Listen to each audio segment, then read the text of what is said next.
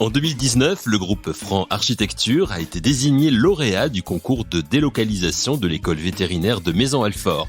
La finalité étant la livraison à l'automne 2024 de 6500 mètres carrés de bâtiments et 16 hectares d'espace extérieur. À terme, ce projet de 42 millions d'euros permettra d'accueillir plus de 250 personnes contre une cinquantaine actuellement. Ces professionnels étant chercheurs, étudiants, cliniciens ou encore professionnels de la filière équine. La première pierre du futur campus international du cheval a été posée le 10 octobre dernier. Les grands entretiens, un podcast Imo Week. Nous allons en parler aujourd'hui autour d'un café avec Yann Daoud-Larian, président du groupe Franc Architecture. Mais dans un premier temps, retour sur l'histoire et l'ADN du groupe Franc Architecture, co-dirigé aujourd'hui par Gabriel Franck et Yann Daoud-Larian. Deux hommes au parcours différents mais complémentaires. Yann Daoud-Larian. Bah écoutez, c'est une belle histoire. L'histoire du groupe Franc, c'est l'histoire évidemment de deux hommes, Gabriel Franck, mon associé et moi-même, mais surtout d'un fondateur qui s'appelle Gérard Franck, qui a fondé ce groupe, ou plutôt l'agence Franc en 1976, et qui hélas est décédé bien trop tôt. Et à son décès, son fils a décidé de continuer l'aventure. Et très naturellement, puisque j'avais intégré cette agence et que je m'y plaisais, nous avons convenu de nous associer et de perpétuer l'histoire de Gérard Franck, qui avait fait de cette boîte une sublime boîte d'architecte, mais d'ingénieur aussi, puisque Gérard Franck était architecte et ingénieur et professeur à l'ESTP, et considérant que l'architecture pour lui était tout le temps l'occasion de faire acte d'architecture, quand bien même il s'agirait d'usines, d'entrepôts ou de bâtiments qui parfois sont délaissés, mais qui sont souvent l'occasion d'y voir, c'est un peu ces nouvelles usines.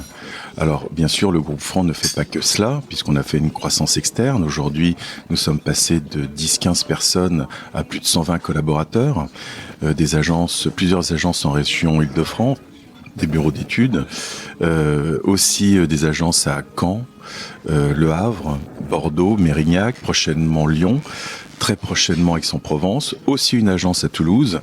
Donc, beaucoup de collaborateurs, beaucoup de problèmes, ça on le sait bien, mais qui vient simplement en parallèle de notre passion commune, qui est encore une fois de continuer l'œuvre de Gérard Franck et surtout de prendre du plaisir dans notre métier d'artisan. Continuer l'œuvre et la développer, aussi, c'est ce que vous faites avec Gabriel Franck. Alors, le monde du bâtiment, le monde de la construction a changé depuis Gérard Franck, depuis votre prise de fonction. Qu'est-ce qui motive aujourd'hui les architectes que vous êtes par rapport justement à vos débuts? Comment vous avez vu les choses évoluer?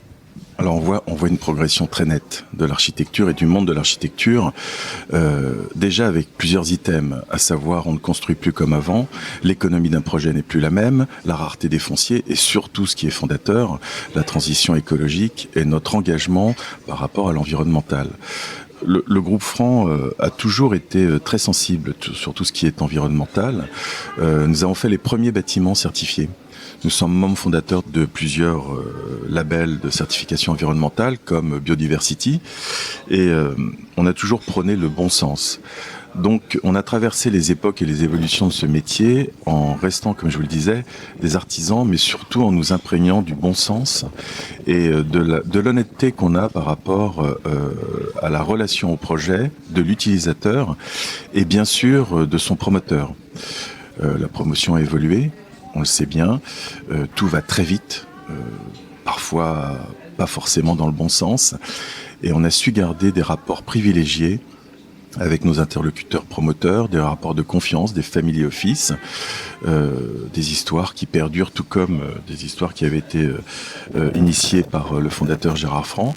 Ce qui fait qu'aujourd'hui, on est dans une continuité sereine et apaisée. Voilà, l'histoire de l'architecture, les environnements sociopolitiques, géopolitiques évoluent. Nous, on continue gentiment, paisiblement sur notre petit train, et fiers et forts de nos ambitions et surtout de nos valeurs. Avant d'évoquer le projet de l'école vétérinaire de Maisons-Alfort, j'aimerais, si vous voulez bien, Yann, revenir sur le bon sens que vous évoquez là, parce qu'il y a quelques semaines de cela, ce même micro, la présidente du Conseil de l'Ordre des architectes, Christine Lecomte, évoquait aussi, parlait également de bon sens par rapport au métier d'architecte. Ça veut dire quoi, avoir du bon sens quand on est architecte aujourd'hui ? C'est la question. Non, mais c'est la vraie question.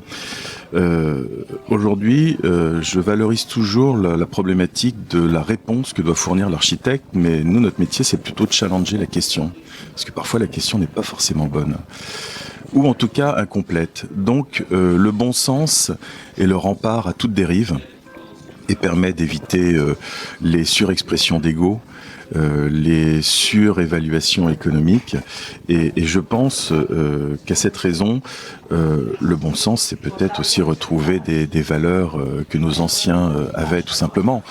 Quand on parle de rétention d'eau pluviale, quand on parle de choses comme ça, on faisait un fossé. Quand on parle du positionnement d'un bâtiment par rapport à des rayonnements des facteurs lumière-jour, c'était simplement l'orientation d'un bâtiment. Quand on parle de façade double pot, c'était simplement des murs épais. Donc aujourd'hui, j'ai presque envie de vous dire, ne réinventons pas le bon sens et le bon sens économe et efficace qu'avaient les anciens. Inscrivons-nous dans cette démarche et ne cherchons pas à vouloir, pardon, mais briller ou être novateur à tout prix. Ça n'a pas de sens. Encore une fois, faisons les choses déjà comme il le faut, bien, et ça marchera tout seul. Hein. En gros, gardons de la simplicité. C'est compliqué la simplicité, mais on le sait bien. Venons-en à ce projet de délocalisation de l'école vétérinaire de Maisons-Alfort, pour lequel le groupe Franc Architecture a gagné le concours en 2019 et dont la première pierre a été posée le 10 octobre dernier. Yann Daoud-Larian nous présente le projet et nous explique quels sont les éléments qui ont permis au groupe Franc Architecture de remporter le concours. Alors, ce projet s'inscrit dans un territoire très fort.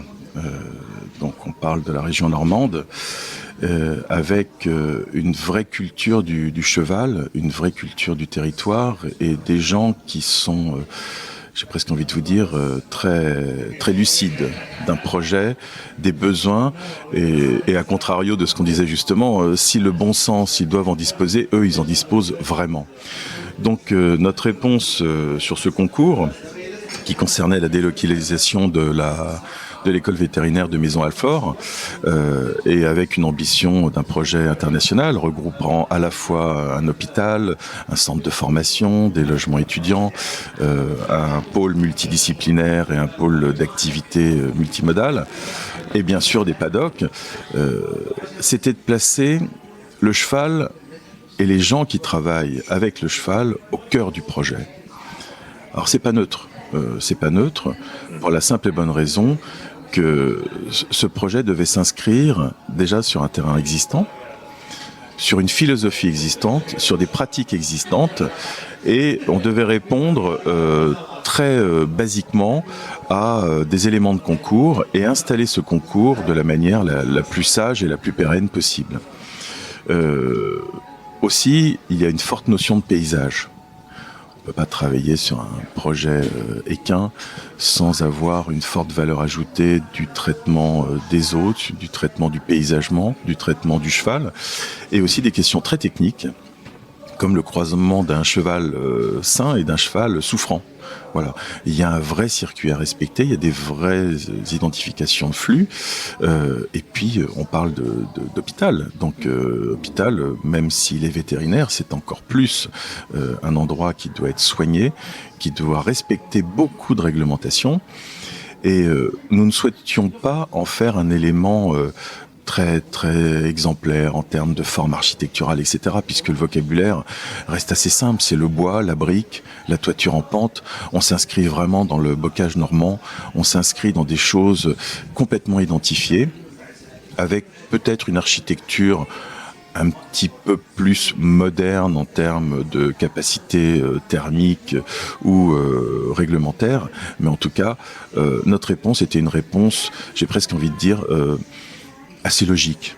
Nous n'avons pas cherché à faire un exploit architectural, un exploit de programme.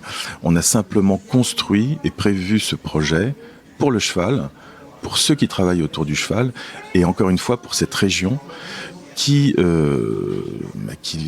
revendique ce projet, qui le porte. C'est un projet qui, encore une fois, aura une identité internationale, mondiale. Donc c'est une grande fierté pour nous et pour la région de travailler sur ce projet. Ça veut dire qu'avant de le faire, ce projet, avant de le réaliser, vous avez rencontré les différents professionnels qui vont investir les lieux pour savoir quels étaient leurs besoins. Ça se passe comme ça? Toujours, mais comme tout projet, on va travailler sur une école, on va aller fouiner dans nos souvenirs, fouiner chez les copains, faire une enquête. C'est ça notre métier d'architecte. Notre métier d'architecte, c'est d'aller voir ce qui se passe. Et alors, à force de savoir beaucoup de choses, surtout on ne sait plus rien sur rien, ça c'est la fameuse expression. En revanche, le métier du cheval, c'est absolument passionnant puisque on était confronté, on peut le dire, à des bâtiments qui étaient orientés pour l'animal. Donc, comment communiquer avec l'animal ? Ça nous imposait de communiquer avec les soigneurs, avec les passionnés, et de nous imprégner de leur passion. Et c'était très facile de dérouler le projet après, puisque ce qui manque peut-être de nos jours, c'est d'écouter. Et l'écoute est un élément indispensable pour l'architecte. Il n'impose pas son architecture, il n'impose pas son programme. Il écoute les besoins, il challenge les besoins. Et voilà, et celui qui va nettoyer les box est aussi essentiel que le directeur du site. Parce que aussi ça nous permet d'améliorer le programme, bien évidemment de faire des économies et d'avoir un projet pérenne et qui ne souffre pas d'erreurs programmatiques ou autres qu'on pourrait mettre en les négligeant. Donc encore une fois, et pour résumer mes dires, c'est passionnant dans la simple et bonne raison que aller vers l'autre, écouter l'autre, c'est ce qui fonde le projet. On l'a dit, la première pierre a été posée. Les travaux sont donc, j'imagine, enclenchés en plusieurs phases. Quels sont les bâtiments prioritaires en termes de construction et les dates éventuellement de livraison qui sont prévues, même si on sait qu'aujourd'hui, il y a quelques difficultés dues à la conjoncture nationale, internationale et politique, économique, etc., qui fait que, tenir les délais, c'est quand même un peu compliqué. Oui, alors je vais peut-être en parler aussi des problématiques d'économie et des problématiques géopolitiques. Alors à l'aube de l'automne 2024, le campus sera en mesure d'accueillir l'ENVA, donc l'École nationale vétérinaire.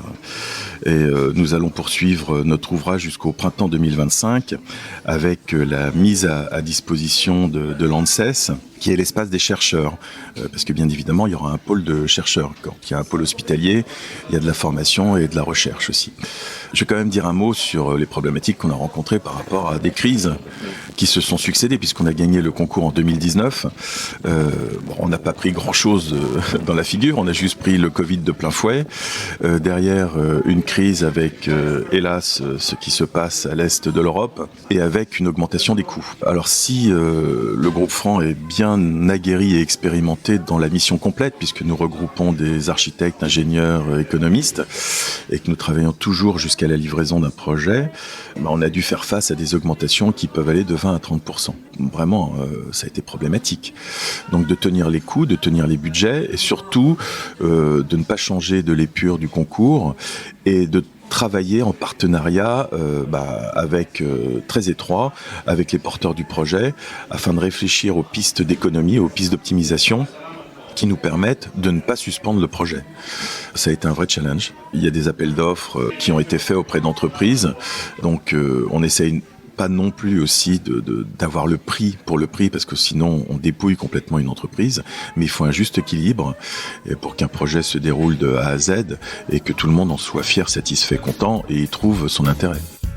Les crises ont aussi l'avantage de provoquer de l'agilité dans les entreprises, de faire réagir plus vite pour faire face aux problèmes et tenter de les surmonter. Est-ce que ce fut le cas aussi pour le groupe Franc Architecture ? Réponse de son président Yann Daoud-Larian.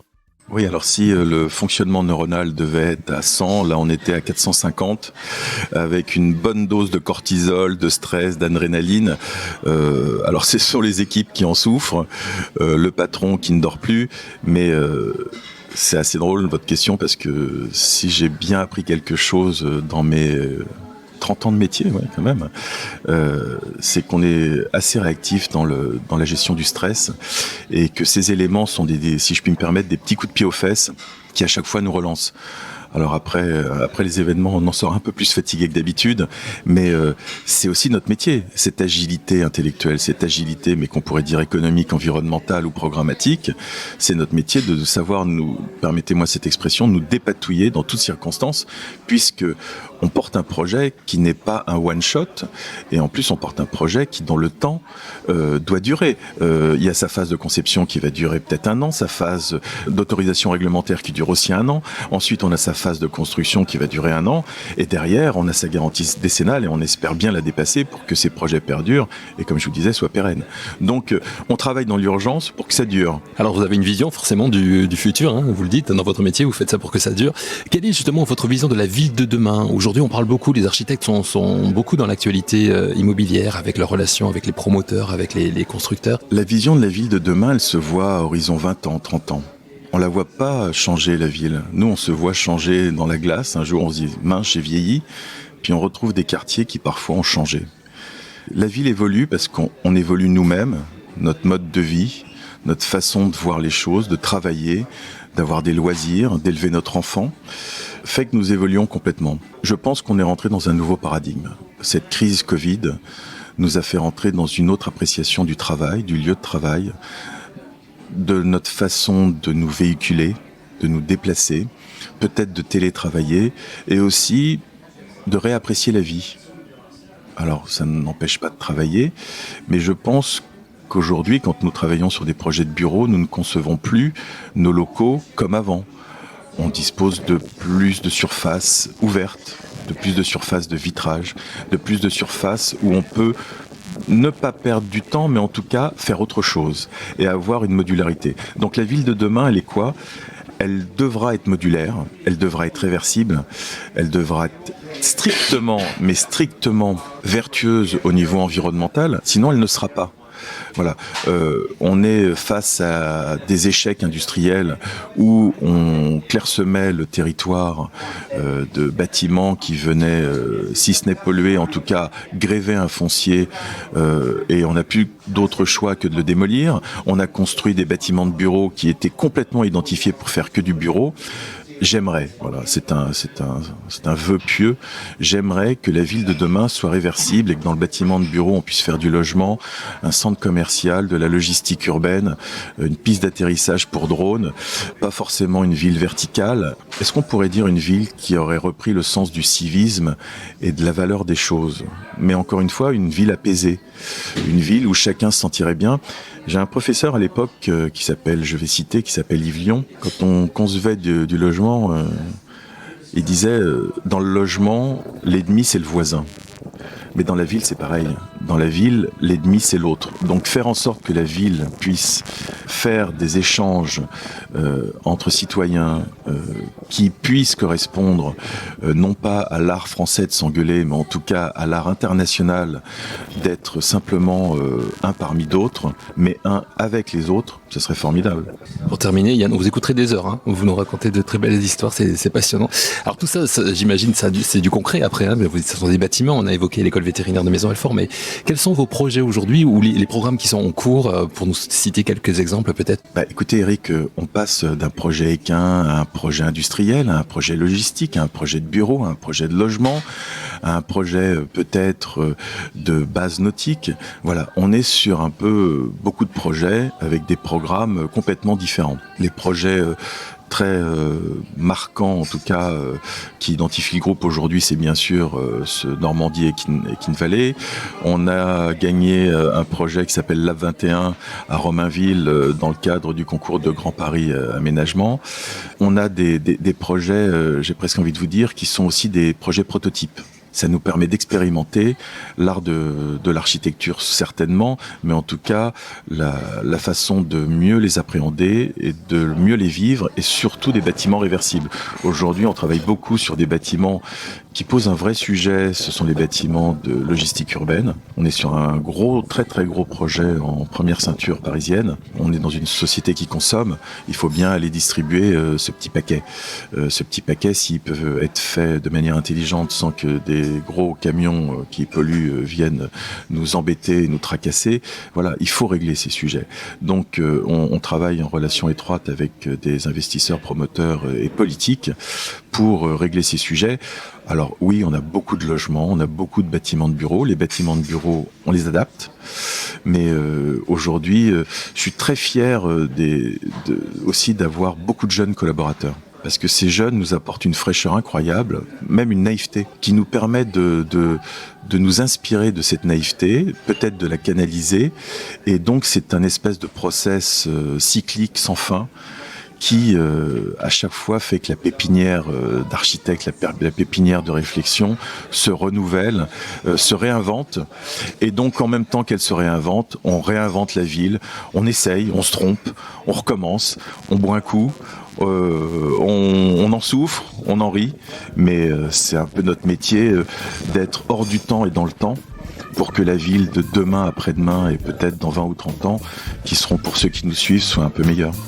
C'est sur cette note optimiste, que l'on espère visionnaire, que nous prenons congé de Yann Daoud-Larian, président du groupe Franc Architecture, non sans l'avoir remercié pour ce délicieux moment en sa compagnie. Bien sûr, un grand merci à vous d'être fidèles et à l'écoute de ce rendez-vous hebdomadaire avec Imo Week. On se retrouve la semaine prochaine pour un nouvel épisode de Les grands entretiens, un podcast Imo Week.